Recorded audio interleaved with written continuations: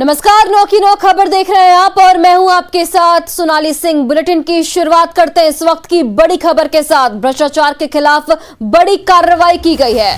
तो इस वक्त की बड़ी खबर समस्तीपुर से, जहां के सब रजिस्ट्रार के ठिकानों पर छापेमारी की गई है। पटना, मुजफ्फरपुर और समस्तीपुर, ये वो 3 जगह हैं जहां तलाशी ली जा रही है। निगरानी की विशेष इकाई की ये पूरी कार्रवाई आय से 1,62,00,000 अधिक संपत्ति अर्जित करने का आरोप लगा है। मणि रंजन के खिलाफ निगरानी में मामला भी दर्ज किया गया है। तो भ्रष्टाचार के खिलाफ एक बड़ी कार्रवाई ईओयू की ओर से। और हमारे सहयोगी अमित फोन लाइन पर जुड़ गए हैं। अमित, अभी तक के छापेमारी में क्या कुछ जानकारी इस वक्त निकलकर सामने आ रही है? देखिए, सबसे अहम बात है कि बिहार सरकार जो है वो लगातार ऐसे भ्रष्ट अधिकारियों के खिलाफ कार्रवाई कर रही है जो अपने पद का दुरुपयोग करके धन अर्जित कर रखा है, अकुत संपत्ति अर्जित कर रखा है।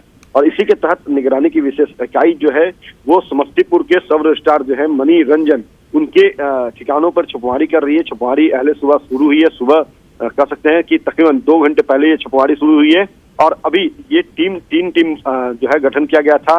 निगरानी इकाई की विशेष इकाई के जो एडीजी हैं नैयर हसनैन खान, उनके द्वारा ये टीम का गठन किया गया था और तीनों टीम मणि रंजन के जो ठिकाने हैं वहां पे छुपवारी कर रही है।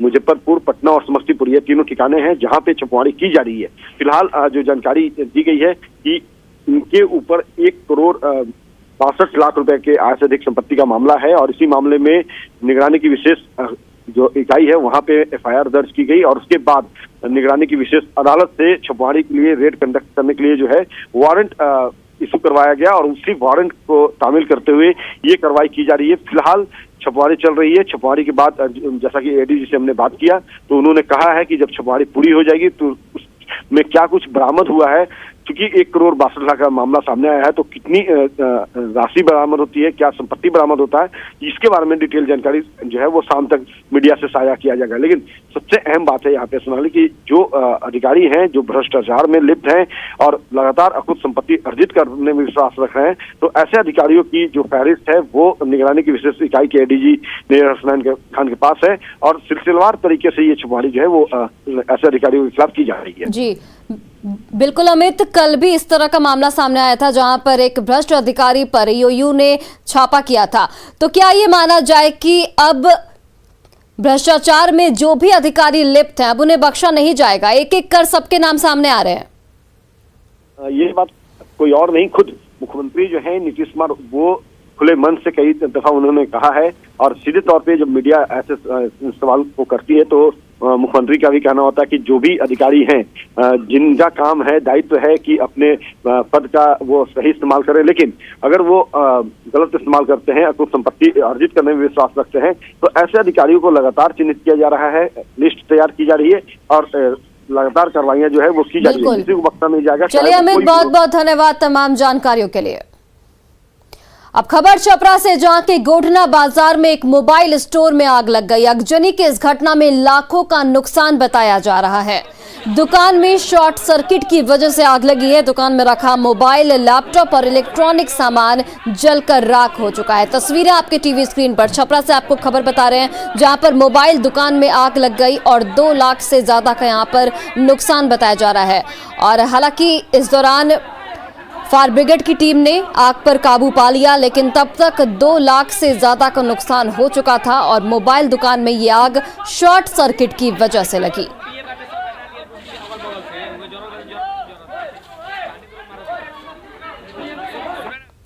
और बड़ी खबर समस्तीपुर के रोसड़ा से है, जहां भीड़ का क्रूर चेहरा देखने को मिला है। विभूतिपुर थाना क्षेत्र में चोरी के आरोप में एक शख्स को पेड़ से बांधकर उसकी पीट कर हत्या कर दी गई है। मामला पुरवारी पुरुषोत्तमपुर गांव का है, जहां 45 साल के एक व्यक्ति को चोरी के आरोप में पकड़ा गया था, जिसके बाद ग्रामीणों ने पेड़ में बांधकर उसकी बेरहमी से पिटाई कर दी। मृतक की पहचान बेगूसराय जिले के भगवानपुर के महेंद्र पासवान के रूप में की गई है। बताया जा रहा है कि महेंद्र पासवान अपने दोस्तों से मिलने के लिए विभूतिपुर के पतेलिया गांव में आया था। जहां उसने दोस्तों के साथ खूब जश्न मनाया और वहां से घर के लिए निकला। रास्ता भटक जाने के कारण वो पुरवारी पुरुषोत्तमपुर गांव पहुंच गया, जहां नशे की हालत में देख ग्रामीणों ने चोर समझकर उसकी बेरहमी से पिटाई कर दी। मौके पर पहुंची पुलिस ने उसे सीएचसी में भर्ती कराया, जहां डॉक्टरों ने उसे मृत घोषित कर दिया। बात के करीब 5-6 के लगभग हम बात किए। और रात में लौटे नहीं 10 बजे तक? नहीं सर, बोले कि हम बोला कि मेरा बाबू आए ना, तो बोला कि मछली अनकर ता बना देना, हम नहीं आ सकते हैं, के लिए क्यों नहीं आएंगे। तो हमको गरी अंदर में रख लिया, हमको पसीने है, पता कि छठी है, छठी को बाद जाइएगा। ये सर इतना बोले, इसका बाद मेरा फ़ोन नहीं गए, हम रात भी कॉल किए हैं। और देखिए, अररिया कोर्ट ने एक बार फिर न्याय की मिसाल पेश की है। कोर्ट ने 7 साल की मासूम बच्ची से दुष्कर्म के आरोपी को 1 दिन में सजा सुनाई। आरोपी को अंतिम सांस तक आजीवन कारावास की सजा सुनाई गई है। पॉक्सो एक्ट के special PP doctor Shyamlal Yadav ने बताया कि 22 सितंबर 2021 की शाम आरोपी राजकुमार यादव ने बच्ची को बहला फुसलाकर उसके साथ दुष्कर्म की घटना को अंजाम दिया था, जिसके बाद पीड़ित बच्ची के परिजनों ने अररिया महिला थाने में मामले को दर्ज करवाया था। इस मामले में कोर्ट में एक ही दिन में गवाही और सजा हुई। सबसे बड़ी बात यह है कि पोक्सो के जज शशिकांत राय जी ने अपने में एक इतिहास रचा था। 4 अक्टूबर 2021 को एक ही दिन में सारी कार्रवाई करके जो सज़ा सुनाई थी, अगेन उन्होंने फिर से एक इतिहास रचा, अपना ही रिकॉर्ड को फिर से तोड़ते हुए ये 15 दिसंबर को फिर से charge framing, cross examination, examination in chief, दोनों पक्षों का आर्गूमेंट, इसके बाद स्टेटमेंट अंडर सेक्शन 303, ये सब डिटेल नोट करके लेट आवर तक में उसको सजा सुनाई। तमाम सबूतों के बाद अब कोई इसमें लेकुना नहीं रह जाता है, इसलिए यह केस बिना किसी शंका के वह प्रूव हुआ अपने आप में। और विज्ञान न्यायालय ने इसे श्री शशिकांत राय स्पेशल जज पोक्सो ने अभियुक्त को आजीवन कारावास अंतिम क्षण तक देने के लिए आदेश दिया। 10,000 रुपया का भी जुर्माना किया। अगर रुपया नहीं देगा तो 15 दिन तक अधिक उसको साधारण कारावास में रहना पड़ेगा। और अब बात उस शादी की जो 8 दिन भी नहीं चल सकी और महिला ने अपने प्रेमी से दूसरी शादी रचा ली। जमुई में इस शादी का वीडियो सोशल मीडिया पर तेजी से वायरल हो रहा है। महिला का पिछले 10 सालों से अपने प्रेमी से संबंध था। अपने प्रेमी के साथ शादी रचाने के बाद उसने समाज और पुलिस प्रशासन से परेशान न करने की गुहार लगाई है। एक मंदिर में शादी रचाने के बाद नवविवाहिता ने बताया कि उसके परिवार वालों ने इस शख्स से उसकी शादी की। वो उसके साथ मारपीट करता था, लिहाजा वो शादी के 8 दिन बाद ही दूसरी शादी रचा ली। मामला जमुई के कल्याणपुर मोहल्ले का है। और ये तस्वीरें आपके टीवी स्क्रीन पर जमुई की एक खबर आपको बता रहे हैं, जहां पर पहले पति पर महिला ने मारपीट का आरोप लगाया। पुलिस से और परेशान न करने की गुहार भी लगाई और शादी के 8 दिन बाद महिला ने अपने प्रेमी के साथ शादी रचा ली।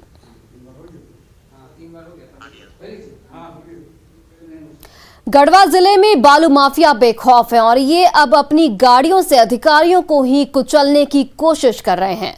दरअसल बालू माफिया पर छापेमारी के दौरान श्री बंशीधर नगर के एसडीएम आलोक कुमार जब गढ़वा से यूपी ले जा रहे अवैध बालू लदे ट्रक पर दबिश दी, तब बालू माफिया अपनी ट्रक लेकर भागने लगे। एसडीएम ने 30 से 40 ट्रकों को NH 75 से पकड़ा। इसी दौरान बालू लदे ट्रक ने एसडीएम की गाड़ी को कुचलने की भी कोशिश की, लेकिन बालू माफिया इसमें कामयाब नहीं हो पाए। दरअसल गढ़वा में उत्तर प्रदेश का बालू माफिया काफी सक्रिय है और यहां से हर दिन सैकड़ों ट्रक बालू की अवैध ढुलाई होती है। जिले के दर्जनों वैध और अवैध घाट से ओवरलोड बालू लेकर माफिया बड़ी मंडियों में 60 से 80 हजार रुपए प्रति ट्रक बेचते हैं। इसकी जानकारी मिलने पर छापेमारी की गई। इधर डीसी ने कहा कि उनके निर्देश पर बालू लदे ट्रकों को पकड़ा गया था और एसडीएम को कुचलने की कोशिश की जांच फिलहाल जारी है।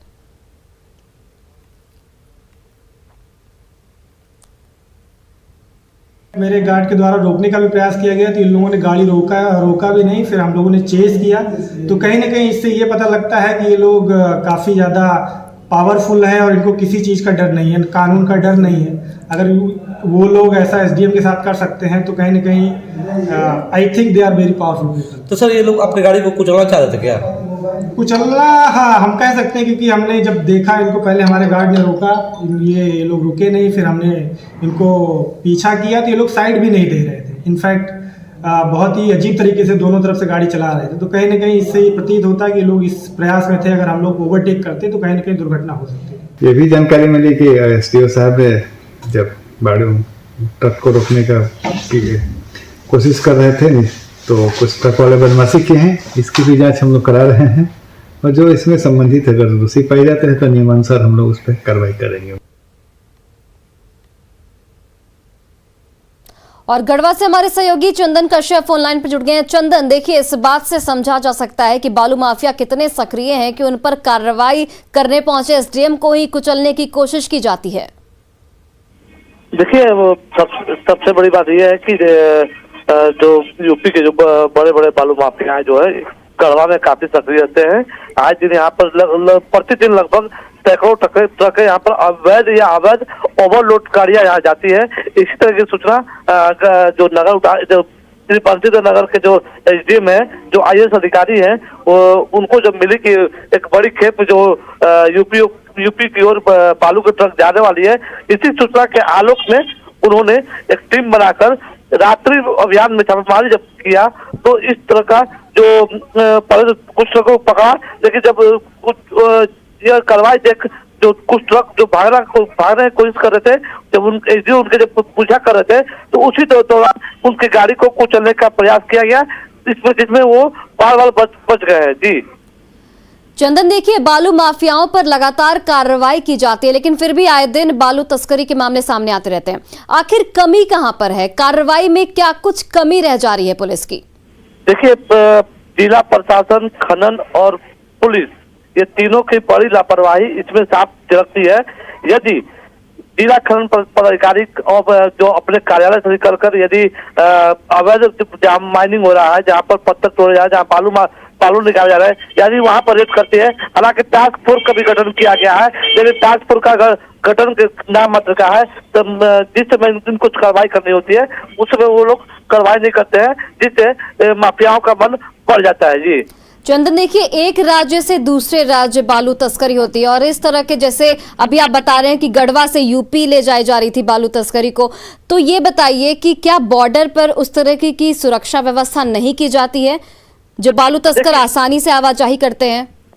देखिए, झारखंड से आपको यदि आपको यूपी की तरफ जाना है तो आपको यूपी में एक बॉर्डर आपको मिल जाएगा, वहाँ यूपी पुलिस रहती है। लेकिन आपको यूपी से यदि झारखंड आना है तो आप बेशक बेरोक आ सकते हैं, किसी तरह कोई मनाही नहीं है, कोई चेक चाक नहीं है। यही कारण है जब एनजीटी ने पूर्णतः जब बालू पर उठाने पर रोक लगा दी थी, तो उन दिनों भी सैकड़ों की संख्या में ट्रक जो है बालू ट्रक आवाजाही करते थे। आज भी वही जारी है। जी चलिए चंदन, बहुत बहुत धन्यवाद तमाम जानकारियों के लिए। झारखंड में विधानसभा के शीतकालीन सत्र में राजनीति गर्म दिख रही है। मुख्यमंत्री की ओर से बुलाई गई यूपीए की बैठक में कांग्रेस के विधायक शामिल नहीं हुए। इसे सरकार में शामिल घटक दलों के बीच शीत युद्ध के रूप में देखा जा रहा है। बताया जा रहा है कि कांग्रेस विधायक जेपीएससी विवाद समेत अन्य मुद्दों को लेकर अपनी ही महागठबंधन सरकार से नाराज हैं। तो सरकार में शीत युद्ध यहां पर साफ तौर पर नजर आ रहा है। बैठक में कांग्रेस के विधायक शामिल नहीं हुए। मुख्यमंत्री हेमंत सोरेन के आवास पर यह बैठक बुलाई गई थी और सीएम की बैठक से गैर हाजिर कांग्रेस विधायक रहे और कांग्रेस विधायक दल के नेता आलमगीर आलम के घर जुटे और आगे की रणनीति पर चर्चा की। और रांची से हमारे सहयोगी अविनाश कुमार हमारे साथ लाइव जुड़ चुके हैं। अविनाश, देखिए, ये पहली बार नहीं है जब महागठबंधन में फूट देखने को मिली। इससे पहले भी कई दफा ये तस्वीर सामने आई है कि कांग्रेस और जेएमएम आपस में उलझते रहते हैं।